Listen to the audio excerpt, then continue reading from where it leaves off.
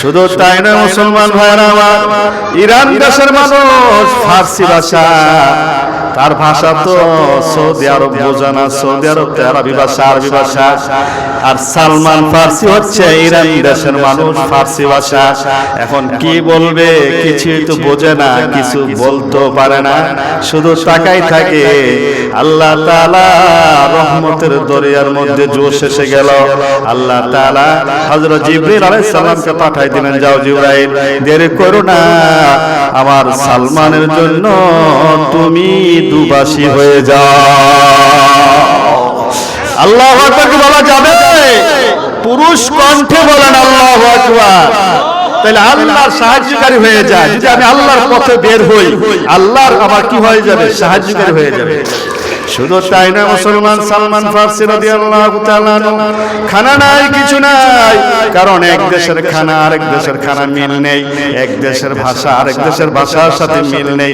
বের হয়ে গেছি কত দূর দূরান্তে, পায়ে হেঁটে হেঁটে। এখন না গাড়ি পাওয়া যায় ডাইনে বামে সামনে, আপনি কোন যানবাহন উঠবেন? তখন তো এই যানবাহন ছিল না।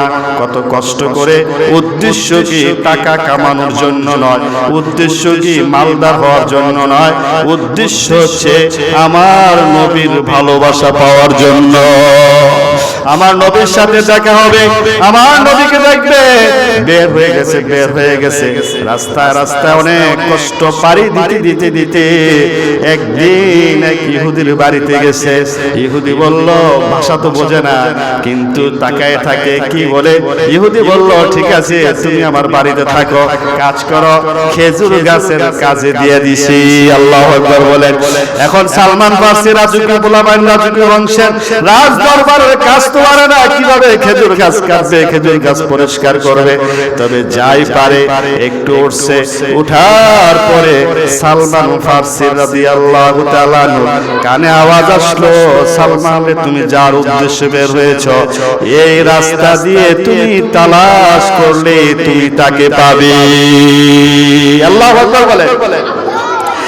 ও মুসলমান বন্ধুরা আমার, কিভাবে রাস্তা দিয়ে হঠাৎ দেখে মেশক আম্বরের ঘ্রাণ বের হচ্ছে। হাদিস আসছে, আল্লাহ রাসূল সাল্লাল্লাহু আলাইহি সাল্লাম যে রাস্তা দিয়ে গমন করতেন, দীর্ঘ কয়েক ঘন্টা পর্যন্ত ওই রাস্তা থেকে আকাশ এবং বাতাস থেকে, গাছের পালা থেকে, গাছের শাখা থেকে, গাছের পাতা থেকে, প্রতিটি ডাল থেকে, প্রতিটি রাস্তার কণিকা বালু থেকে মেশক আম্বরের ঘ্রাণ বের হতো। বুঝে গেছে আল্লাহ নবী রাস্তা দিয়ে গমন করছে। হযরত সালমান ফার্সি রাদিয়াল্লাহু তাআলা তাড়াতাড়ি খেজুর গাছ থেকে লাফ দিয়ে নামলেন। জানেন না, বুঝেন না, খেজুর গাছ থেকে তো লাফ দিয়ে নামা যায় না, খুব সতর্ক হয়ে নিজেকে সেভ করে খেজুর গাছ থেকে নামতে হয়, ঠিক কিনা বলেন না?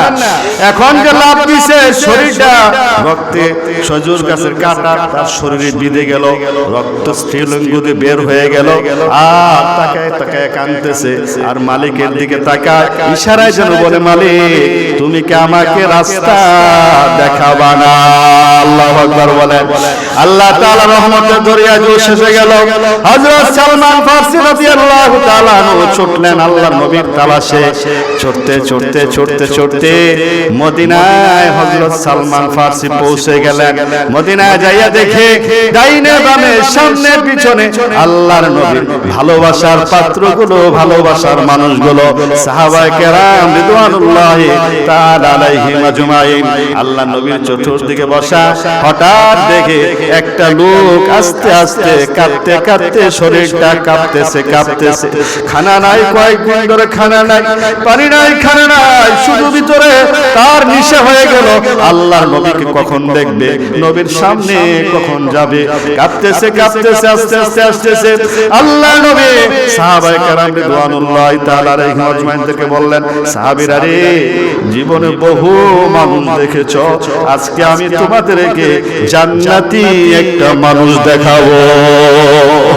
এ সাহাবীরা শোনো, সাধারণ কোনো বংশের লোক নয়। ওই যে দেখো আসতেছে, আমার আল্লাহ আমাকে জানিয়ে দিয়েছে, নবী গো আপনার কাছে এমন একটা লোক আসবে গো নবী, ভাষা বোঝে না, কিছুই বলতে পারবে না, কিছুই শুনতে পারবে না, কিছুই বুঝবে না নবী, তার মনের ভাষাগুলো আপনি বুঝে নিবেন। আল্লাহু আকবার বলে। আল্লাহ নবী দাঁড়িয়ে গেলেন ইস্তিকবাল দেওয়ার জন্য। ইরান দেশের মানুষ ফার্সি ভাষা বলে। আস্তেছে আস্তেছে আল্লাহর নবী মুহাম্মদুর রাসূলুল্লাহ সাল্লাল্লাহু আলাইহি ওয়াসাল্লাম আহলান সাহলান করে তাকে স্বাগত জানাইলেন, ভিতরে বসাইলেন। কাঁপতেছে কাঁপতেছে নবীর চেহারার দিকে তাকিয়ে হযরত সালমান ফার্সি বলেন, জীবনে কত মানুষের চেহারা দেখলাম গো, আমার নবীর চেহারার মতো আমি সালমান কখনো দেখি নাই। হযরত সালমান কি করলেন, আবেগ যেন শেষ হইতেছে না, ডান দিকে একবার গিয়ে নবীর চেহারার দিকে তাকায়, বাম দিকে নবীর চেহারার দিকে তাকায়। আল্লাহ নবী জিজ্ঞেস করছে, এ সালমান এরকম করতেছে কেন? সাহাবায়ে কেরাম বলছে, থামো থামো থামো। আল্লাহ নবী বললেন, সাহাবীরা রে, এই সালমান কিন্তু সাধারণ জায়গা থেকে আসে নাই, কাছ থেকে আসে নাই, অনেক দূর থেকে আসছে, তাকে প্রাণ ভরে দেখতে দাও। দেখতেছে দেখতেছে ডাইনে বামে এই সালমান ফার্সি রাদিয়াল্লাহু তাআলা আনহু খন্দকের যুদ্ধের সময় মাটি খনন করে সাহাবায়ে কেরাম মদিনায় যারা গেছে ওই আনসার গুলো মুহাজির সাহাবী গুলোকে সবাইকে নিয়ে গেছে। মুহাজির সাহাবী যারা মক্কা থেকে মদিনায় গেছে, মদিনায় যারা আছে তারা আনসার সাহাবী, তারা তো সাহায্য করবে। এখন দেখা গেছে এক একজন সাহাবী ওই আনসার সাহাবী গুলো ভাগ করে নিয়ে গেছে, কারো ঘর খালি নাই। হঠাৎ দেখে এই সালমান ফার্সি রাদিয়াল্লাহু তাআলা আছে, তার ঘর নাই, কেউ নেওয়ানো নাই, কোন ঘরে যাবে, কে নিবে? সবাই তো ভাগ করে সবার ঘরে ঘরে নিয়ে গেছে।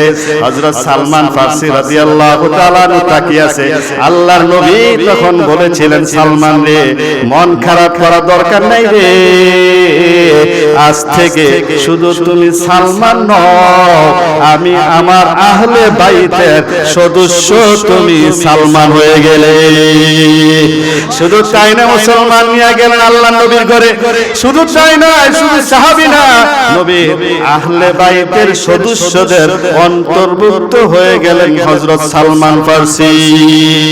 কিসের কারণে? চেষ্টা, নবীর ভালোবাসা বের হয়ে গেছে।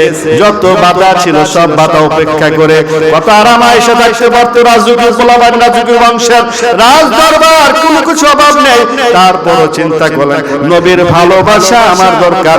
রাজ দরবার লাথি মেরে আল্লাহ নবীর ভালোবাসার জন্য জীবনের সব কিছু বিসর্জন দিয়েছি।